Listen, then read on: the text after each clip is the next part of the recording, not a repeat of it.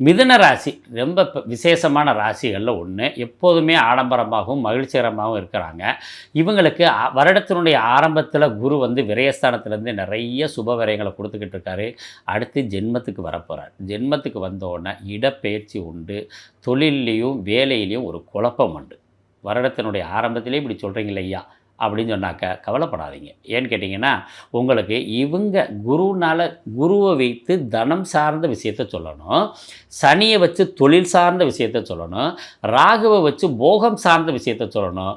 கேதுவை வச்சு ஞானத்தால் கிடைக்கக்கூடிய இன்பங்களை சொல்லணும். அப்போ தனம் சார்ந்த விஷயத்தில் தான் வேலைக்கு போகும்போது பண வரவு கம்மியாகும்.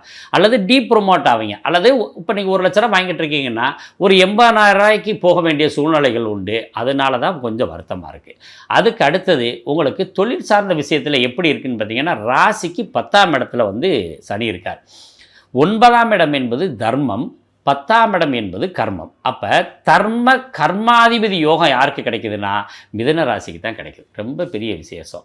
அப்போ சனி வந்து தொழில் உங்களுக்கு பிஸ்னஸில் ரொம்ப பெரிய அமோகமான ஒரு வாழ்க்கையை கொடுக்குறார். வெளிநாடுகளில் பிஸ்னஸ் பண்ணுறவங்க, வெளியூர்களில் பிஸ்னஸ் பண்ணுறவங்க எல்லாருக்குமே நல்லா இருக்குது.